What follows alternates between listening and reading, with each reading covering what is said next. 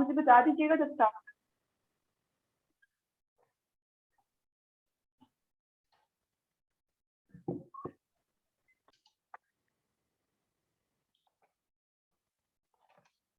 Assalamu alaikum everyone, and welcome to our today's webinar about space and astronomy. Today's our topic is Introduction to Astrobiology and Search for Life in Space. My name is Rayan Khan. I'm founder of Cosmic Drive, and we are providing STEM educational training programs related to space science and astronomy for age group of 6 to 18. We have our special guest with us, Rida Fatima. She is doing her research in astrobiology, and I would like her to introduce herself, and then we are going to learn more about astrobiology from her. Yes, welcome, Rida Fatima.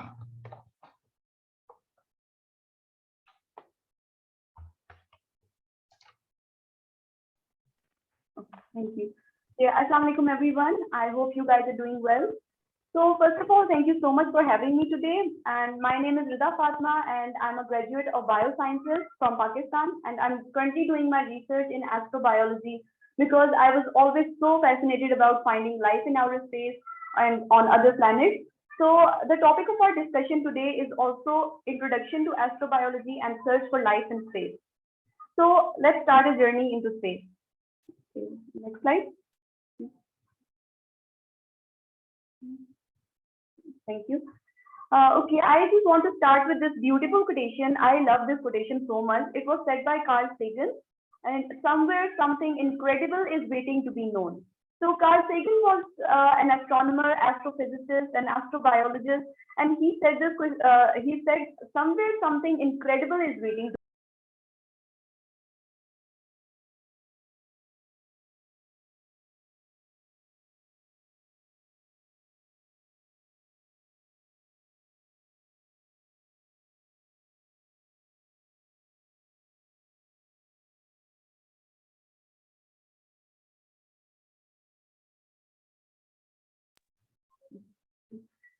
Sorry about that.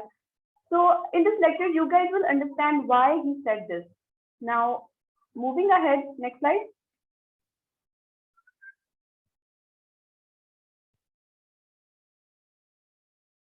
Okay.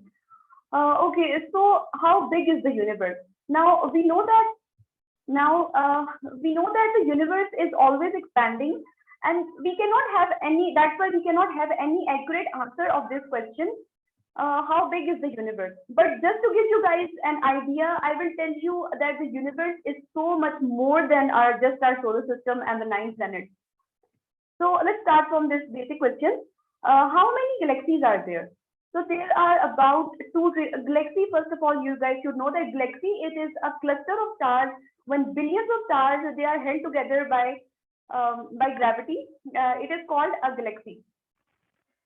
So how many galaxies are there? So far, we know that there are about 2 trillion galaxies in the observable universe. And in the observable universe, so what is the observable universe? It is the universe that we can observe from Earth. And how many stars are there in the Milky Way? So you guys should know that in the galaxy in which our solar system is present, in which we are living, is called the Milky Way galaxy. And there are approximately there are about 400 billion stars in our galaxy, and our sun is one of those stars.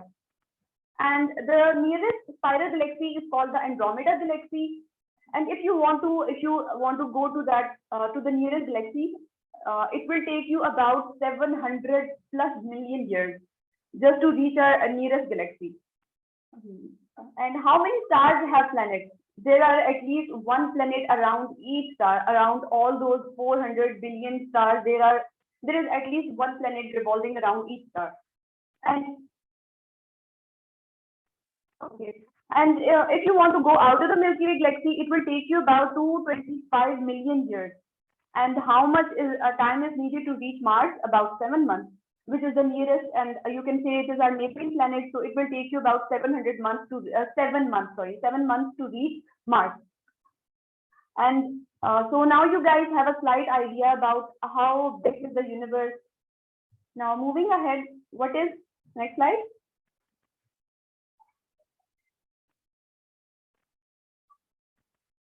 Okay.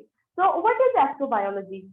Now, astrobiology is the study of life in the universe, and astrobiologists they investigate how life began on Earth, and they also search for life beyond Earth. So, astrobiologists they mainly focus on three main questions. First question is how does life begin and evolve? So we know that Earth was new and billions of years ago, when Earth was new, life was present in the form of microorganisms only. There were no humans, no complex form of life, no animals. There were only microorganisms. So astrobiologists they study this to find how the simplest form of life on Earth evolved to complex form of life. Complex form, we humans are complex form of life. And the second question is there life beyond Earth? And if yes, then how can we detect it? And finally, the third question, what is the future of life on Earth and in the universe, if there is any life in the universe? So one of the most exciting questions of astrobiology is, are we alone in the universe? I should tell you guys that we don't have any answer to this question so far, but the research is still going on to find a life in space. And the field of astrobiology, you guys should also know that astrobiology started about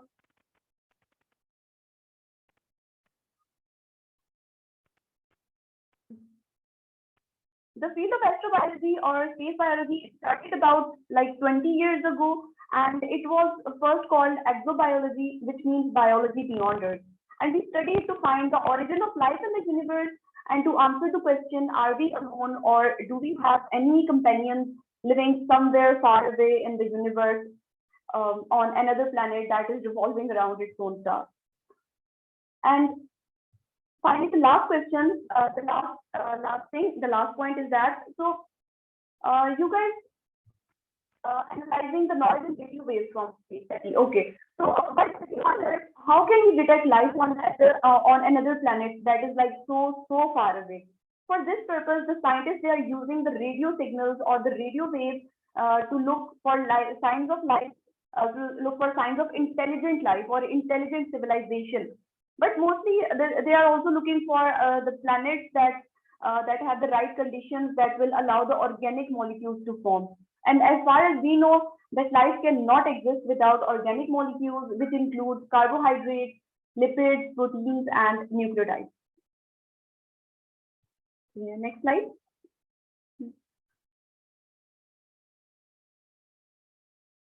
Okay. Now the field of study. So astrobiology, it is a vast field of interdisciplinary interactions between the biologists, between the chemists and physicists, and many more fields. So by the end of this lecture, if any of one of you decides to become an astrobiologist, then you guys can go into any of these fields mentioned here. You can either become a geologist, a paleontologist, microbiologist, biochemist, or you can study astrophysics, astronomy, engineering, any of these fields. Next.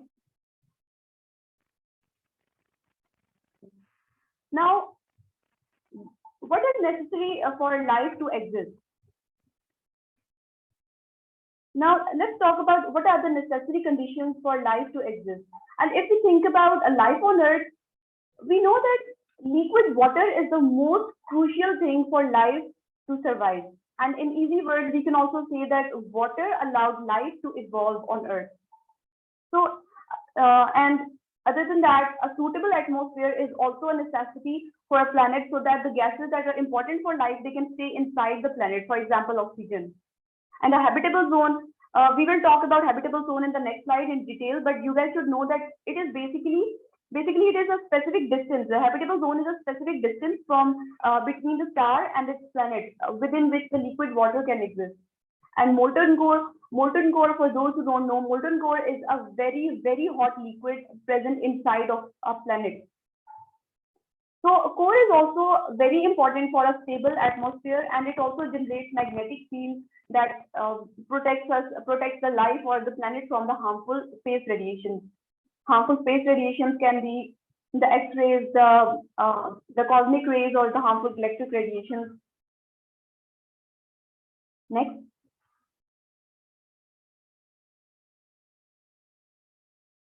Okay, the habitable zone. So a major concept in astrobiology is the habitable zone. And this theory, it explains how any planet can support the condition for life. You guys should know that there are two important criteria that need to be filled for a planet to be habitable.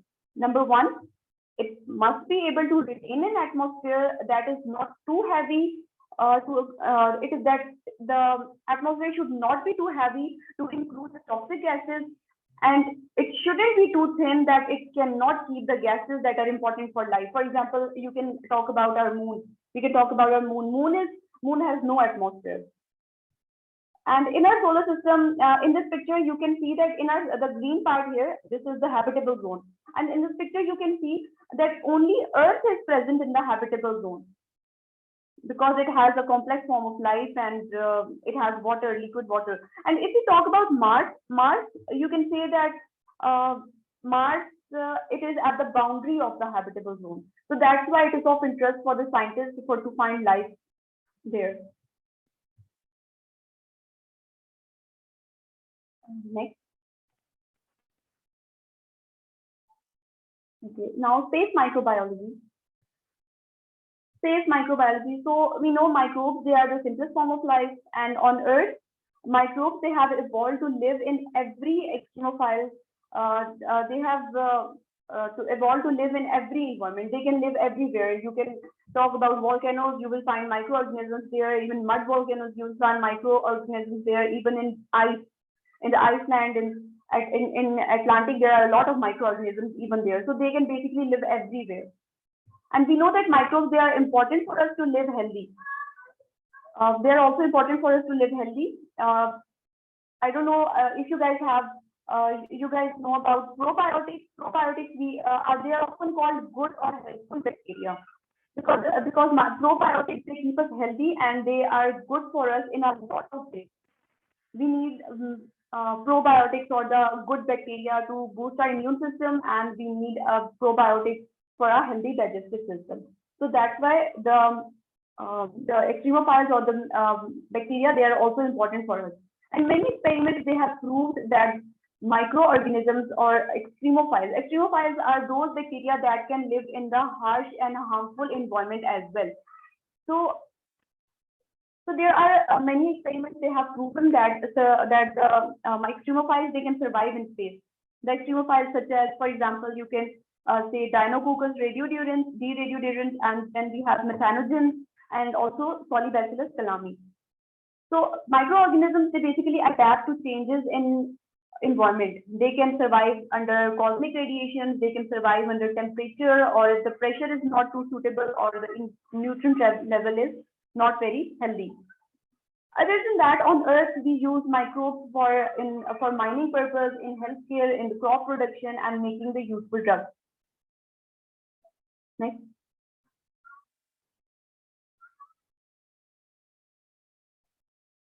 Okay. So scientists, they have been sending now tardigrades in space. First of all, you guys should know what tardigrades are. Tardigrades, they are little microscopic creatures.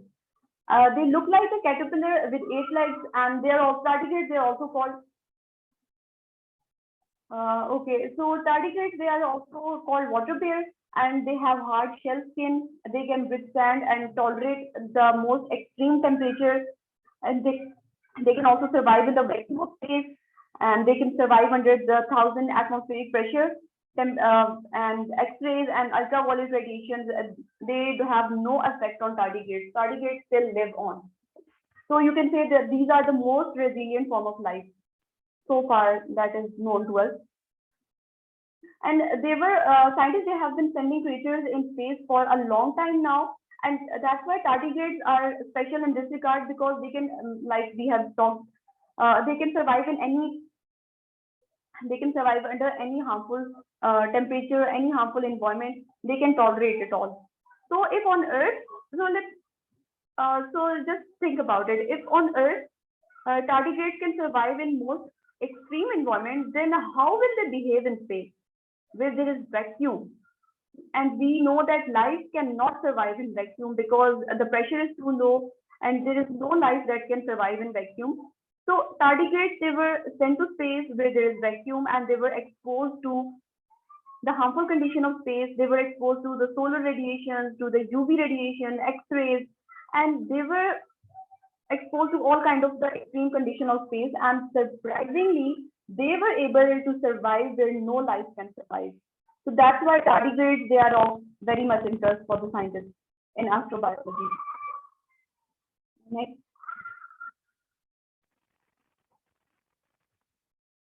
Now, life on Mars. Okay, so you guys are familiar with Mars, right? So Mars is the fourth planet of our solar system, and scientists, they believe that there is life on Mars, or maybe there was life on Mars in the past, because it has a lot of similarities with Earth. And Mars gives some indications of the possibility of life. Scientists, that's why they are planning to make. Scientists are planning to make. We know that scientists, they are planning to make human civilization interplanetary. They are planning to move to other planets as well, and they are thinking about. That's why, for this purpose, they are thinking about Mars as their second home. But we still do not know that what the effects will be of living on Mars. And for this purpose, they are sending the space scientists, the space industry. It has sent a lot of rovers on Mars. And with the help of those rovers, and now we know that it's not like there was some kind of complex form of life, or you like you guys see in the cartoons, the green form and the green aliens with big eyes. There was no such kind of life present on Mars.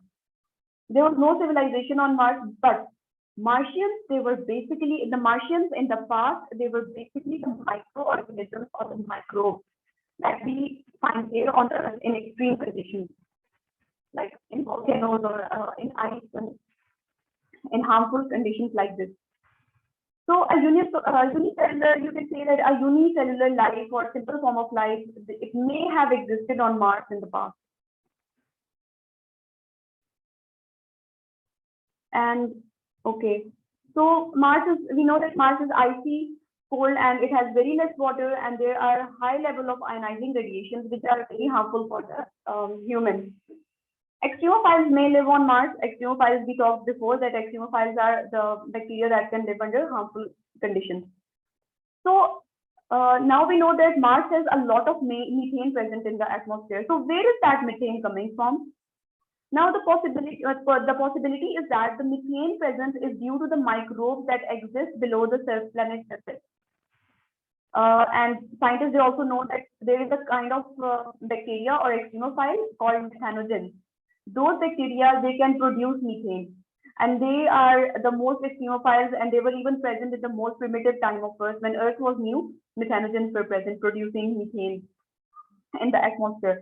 So it is a possibility that maybe methanogen, this bacteria, is maybe present under the surface of Mars. So for those who don't know, you can see this picture. These are the real images of Mars. Like here, you guys are seeing another world. This is not Earth, this is another planet. So it's amazing, right? Okay. So next slide.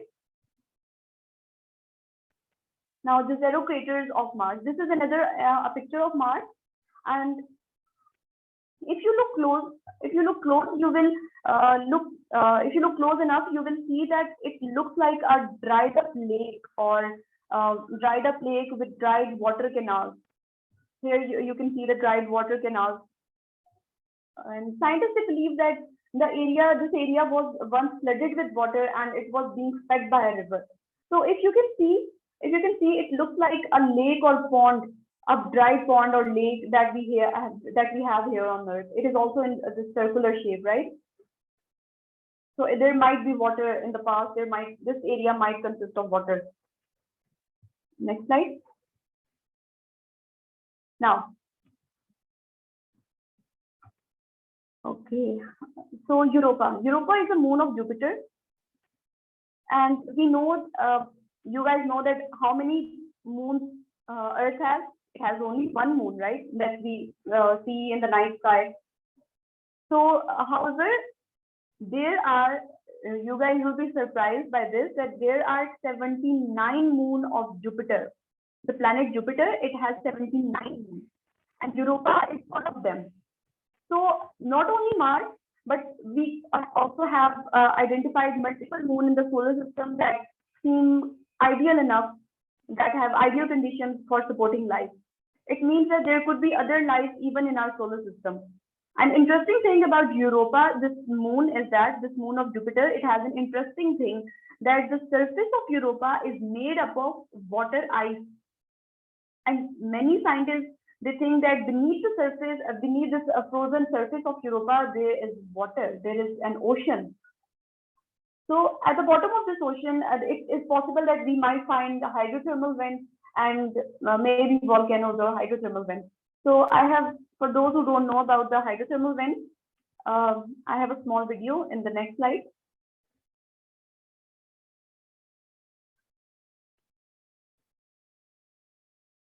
Okay, so yeah, so these are the hydrothermal vents. They are, you can say in simple words, you can say that they are cracks on the, they are cracks or slits on the sea floor from where the heated water comes out. The heated water comes out from these hydrothermal vents, and these are cracks in the ocean or in the sea floor, in the ocean floor. And deep under water, they help in the survival of aquatic life.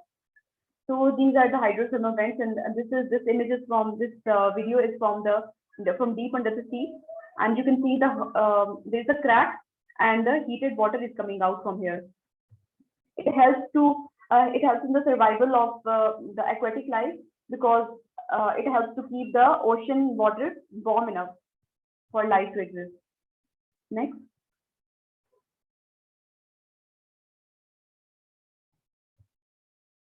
Okay. So this is another interesting moon of solar system. And you guys should know that this is called Enceladus. This is the Enceladus moon, the moon of Saturn, and there are about 82 moon of Saturn. And Enceladus is Saturn's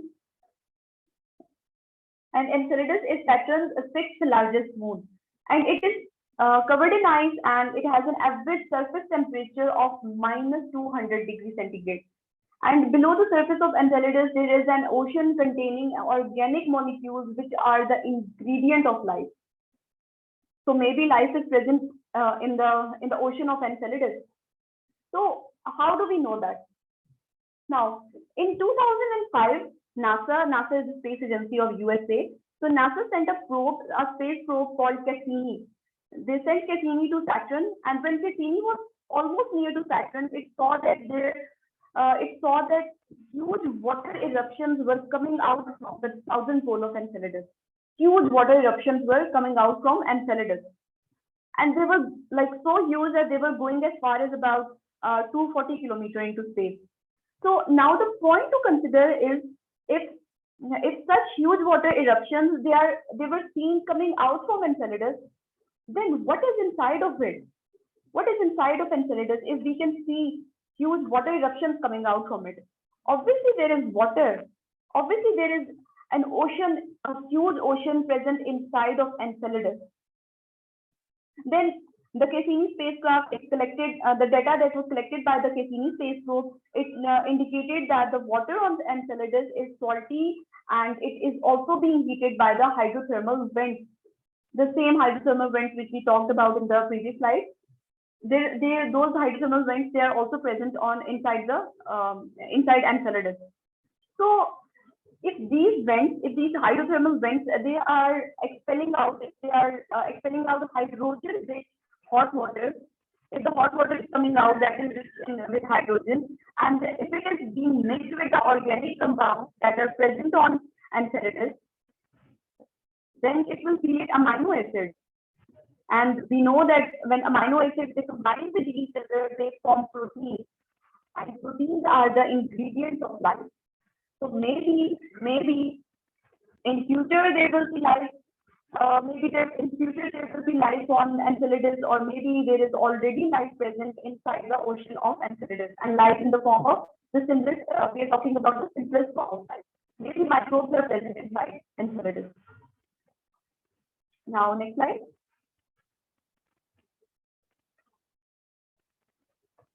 So this is an example of water eruption on Earth.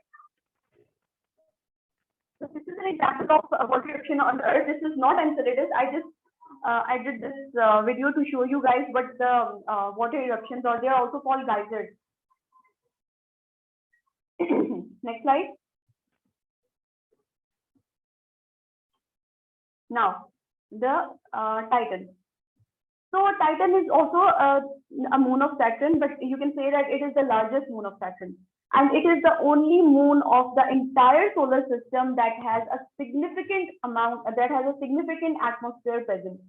And the atmosphere, it consists of nitrogen, which is also an important chemical element used in the construction of proteins. We know that.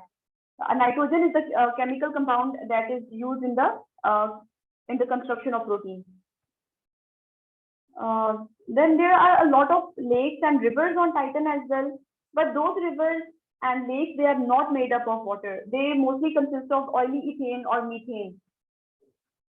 So there are also, you can say there are cryovolcanoes on Titan as well.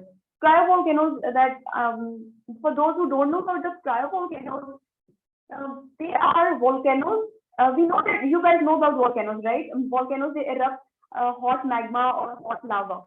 But cryovolcanoes, they erupt liquid water rather than lava. So cryovolcanoes, they erupt liquid water. So this shows that just like Europa and Enceladus, maybe Titan also has liquid water present on it.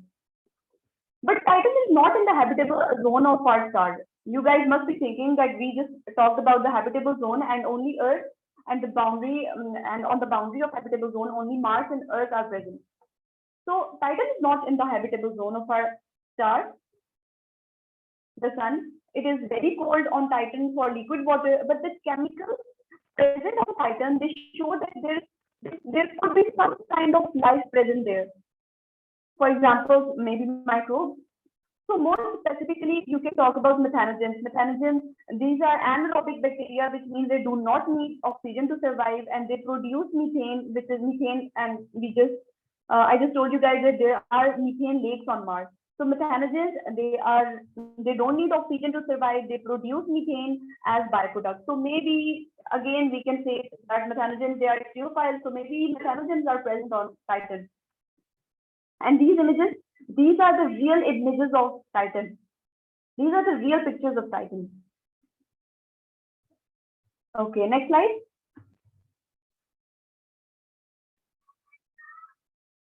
Next slide.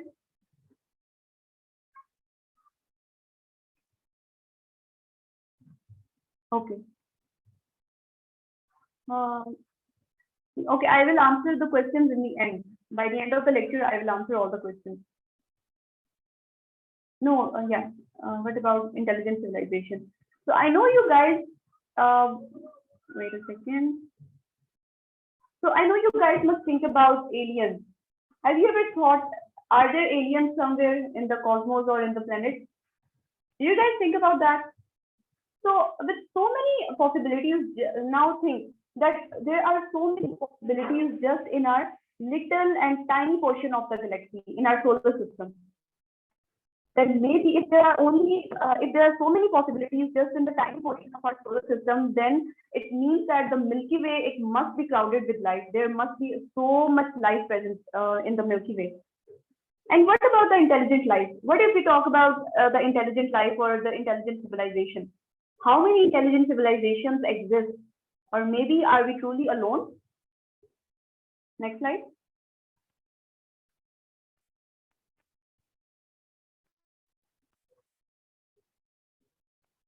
Okay, so this might be a little complicated concept, but the Drake equation. This is the Drake equation, and it is going to be a weird thing if I say, okay, now let's calculate the number of intelligent civilizations that are present in the universe. But because we cannot do that, we don't know how many planets or how many stars or how many galaxies are exactly present in the universe. So we cannot say that let's calculate the number of civilizations present. But this is exactly what astronomer Frank Drake, he tried to do in 1961 with his Drake equation. So this equation, it cannot give you an authentic value, but it is basically just to provoke thought and discussion regarding the potential of extraterrestrial life.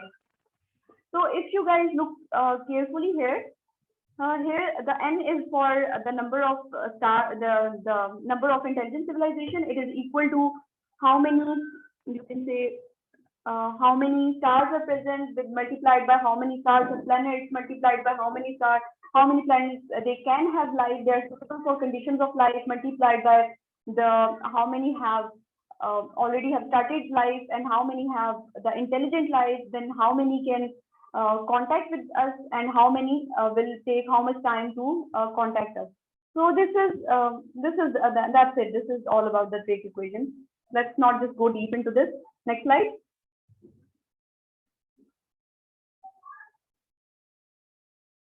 Okay. Now, Fermi Paradox. Fermi Paradox. So this is another concept in astrobiology. Fermi Paradox, where is everybody? So we know that our star is about where is everybody. The Fermi Paradox says the fact that we cannot see or hear any other civilization may indicate that we might be the only one. Maybe we, the humans, we are the only intelligent civilization in the universe. Does this mean that that we are alone? Not necessarily, because if we talk about our star, it is you can say that our star is about 4 billion years old, and we know that our star and our universe is 13 billion years. Okay, now listen to this carefully. Our star is 4 billion years old, and our universe is 13 billion years old. So obviously there are stars that were formed before our sun, right?